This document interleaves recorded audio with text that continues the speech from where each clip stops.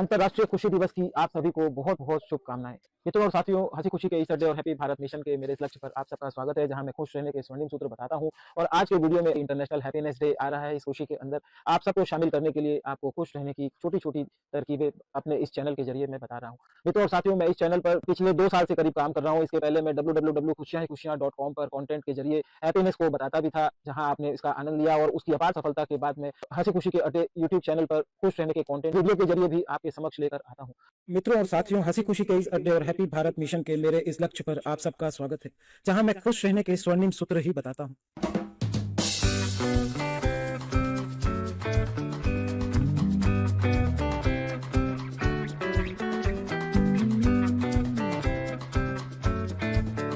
हंसना और खुश रहना ही वास्तव में हमारे जीवन का उद्देश्य है। चिंता मुक्त होकर जीना हमारे जीवन का उद्देश्य है। इसलिए हमें शिक्षा के स्तर पर हंसने और खुश रहने को सीखना जरूरी है। हमारी शिक्षा में हम बाल्यकाल से जो बातें सुनते हैं, सीखते हैं, उसे हम आजीवन याद रखते हैं। इसलिए मेरा तो यह मानना है कि अगर पढ़ाई और शिक्षा के दौरान ही हम हंसना और खुश रहना भी अगर अपने आने वाली पीढ़ी को सिखाते हैं, तो मेरे हैप्पी भारत मिशन का यह लक्ष्य सफल हो सकेगा। पहले समय में तो इस तरह की शिक्षा हमें गुरुकुल से मिल जाती थी। वर्तमान में शिक्षा व्यवस्था में इस तरह की कोई भी व्यवस्था नहीं है। इस हंसी के प्रभाव से हमारे अंदर सकारात्मकता आती है, ऊर्जा शक्ति हमारी बढ़ती है, और वास्तव में सकारात्मकता ही जीवन का सार है, खुशियों का मूल मंत्र है।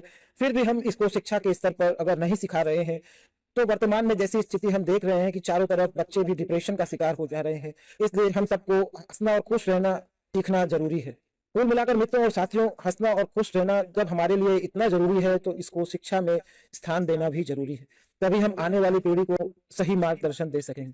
मित्रों और साथियों, हंसना हमें शक्ति देता है, हमारी सकारात्मकता बढ़ाता है, हमारा स्वास्थ्य अच्छा रखता है। खुश रहना हमें ऊर्जावान करता है। फिर इसे पढ़ाने में, इसे सिखाने में, सीखने में क्या विडंबना आती है, मुझे तो यह भी समझ नहीं आता। इसलिए मनुष्य को सदैव मुस्कुराते रहना चाहिए। जीवन के प्रत्येक कार्य को हमें प्रसन्न मन से मुस्कुराते हुए करना चाहिए। ऐसा करने से हमारी आधी कठिनाइयां तो कार्य आरंभ करते ही दूर हो जाती है, क्योंकि ऐसी स्थिति में हम कार्य को हार नहीं समझते। हमारे अंदर उत्साह बना रहता है और हमारी शक्ति उत्तरोत्तर बढ़ती चली जाती है। हम अगर हंसते हैं तो दूसरे के दिलों पर राज भी करते हैं। इसलिए भी हमको सदा मुस्कुराते रहना चाहिए। हमारी हर मुस्कान किसी न किसी का दिल जीत लेती है। हम सब में खुशी फैलाने का यह जन्मजात गुण होता है, बस इसे हमें पहचानने की देर है। मुस्कुराने की हमारी आदत हमको और हमारे साथ रहने वाले दूसरे लोगों को भी नाखुश नहीं होने देती। हंसी की वजह से हम आकर्षक व्यक्तित्व वाले इंसान बनते हैं। कोई व्यक्ति कितना भी गोरा चिट्टा हो, लंबा चौड़ा हो, स्वस्थ हो, लेकिन उसके चेहरे पर अगर मुस्कान नहीं आती तो उसका व्यक्तित्व कभी प्रभावी व आकर्षक नहीं बन सकता। सबसे बड़ी आवश्यकता है कि व्यक्ति की रूपरेखा और चेहरे पर मुस्कान, जिससे उदासी, तनाव, अवसाद, चिंता आदि पर नियंत्रण हो सके और व्यक्ति प्रभावशाली व आकर्षक बन सके। सौंदर्य के साथ अगर मुस्कुराहट भी मिल जाती है तो सौंदर्य कई गुना अधिक बढ़ जाते हैं। यह सौंदर्य ऐसा दिखाई देने लगता है जैसे गुलाब के फूल पर कोई ओस की बूंद चमक रही है। एक मधुर मुस्कान एक सीमा के बाद व्यक्ति के सौंदर्य की कमी को पूरा कर देती है। चेहरे और चमड़ी का सौंदर्य सबको नसीब नहीं होता, यह तो अनुभूति वस्तु है, परंतु मधुर मुस्कान मनुष्य की अपनी निधि है। उससे वह जब चाहे तब पा सकता है। हंसी की वजह से चुनौतियों को चुनौती देना संभव हो जाता है। उस समय हंसी की वजह से निश्चिंतता और जीत मिलने लगती है। अगर आपने मुस्कुराना सीख लिया तो हजारों मुसीबतों पर आप इसे प्राप्त कर सकते हैं। जिंदगी में कोई कठिनाई आए तो आप मुस्कुराते हुए उसका स्वागत करो। आपकी मुस्कान में वह जादू है कि मुसीबत भी उसके सामने घुटने टेक देती है। खुशियों को आने का मौका दे। हंसी के द्वारा, अपने हास्य और स्वभाव के द्वारा खुशियों को निमंत्रण दे। इंसान सोचता है कि खुशियां आए तो मैं मुस्कुराऊं, और खुशियां सोचती है कि वो मुस्कुराए तो मैं आऊं। बेहतर यही होगा कि आप ही जिद छोड़ दो और खुशियों को आने का मौका दो। इसलिए मुस्कुराते रहो, हंसते रहो, खूब हंसो, खूब हंसो, खूब हंसो।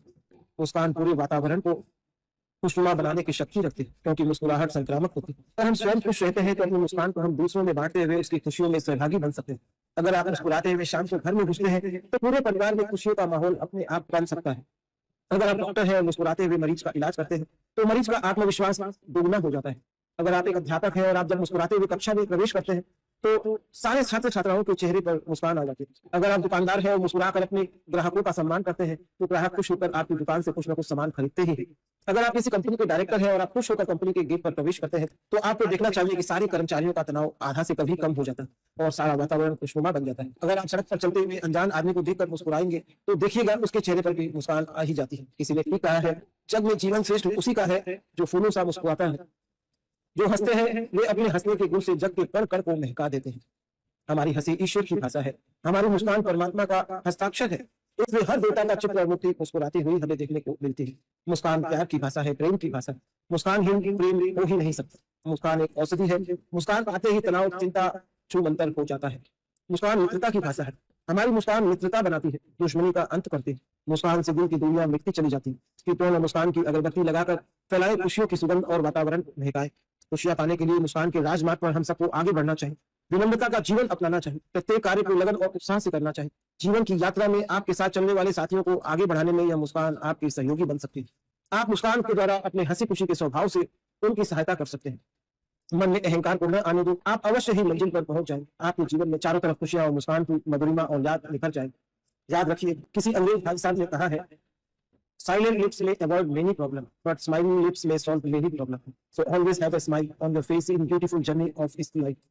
मुस्कुराहट के अंतर्राष्ट्रीय बाजार में भारतीय मुस्कुराहट के बाजार की स्थिति अत्यंत कमजोर है।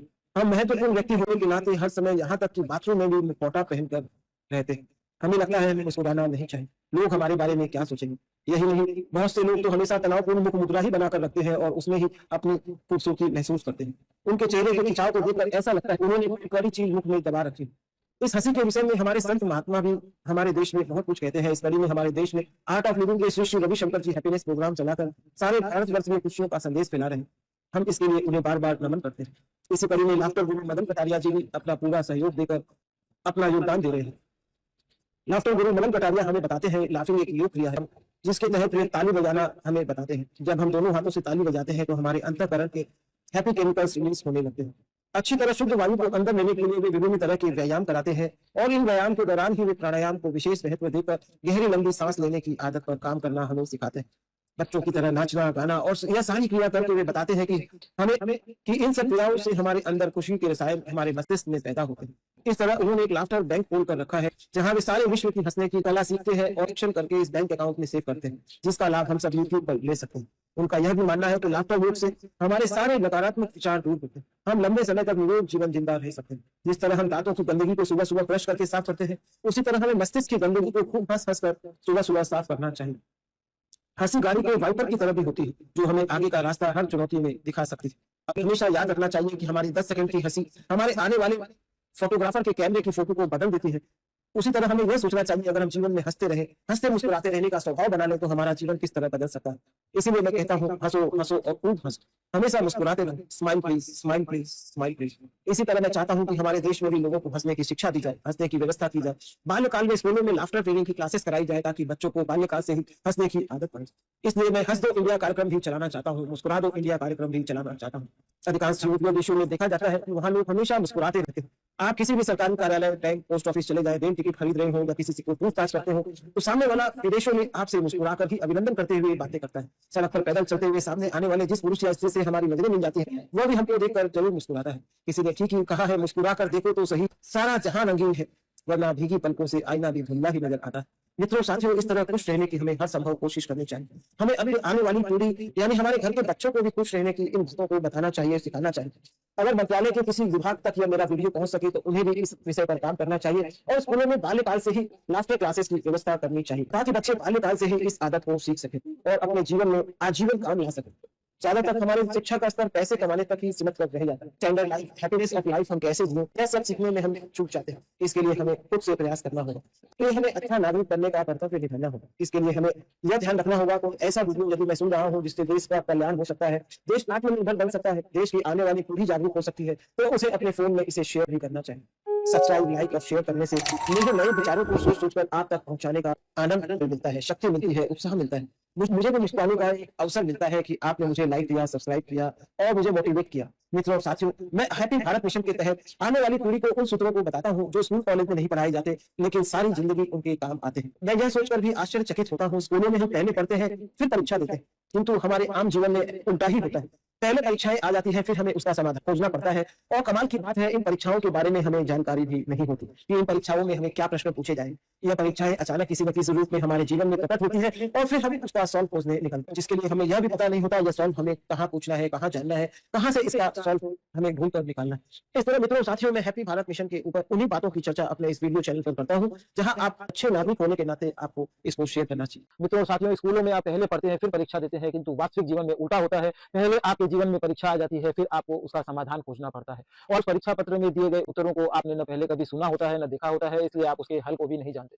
मित्रों और साथियों, मैं अपने इस चैनल पर उन्हीं बातों को आपके लिए लेकर आता हूँ। मित्रों और साथियों, इस चैनल के ऊपर मेरे लगभग 200 से अधिक वीडियो मेरे अपलोड हैं, जिस पर आपको थोड़ी देर समय देकर रोज सुनना चाहिए। इससे आप हमेशा खुश रह सकते हैं। मित्रों और साथियों, मंत्रालय के किसी मंत्री तक पहुंचे तो हमें अपनी शिक्षा व्यवस्था में भी हैप्पीनेस को महत्व देना चाहिए, ताकि आने वाली पीढ़ी अपने जीवन को खुशहाल जीवन जी सके। धन्यवाद।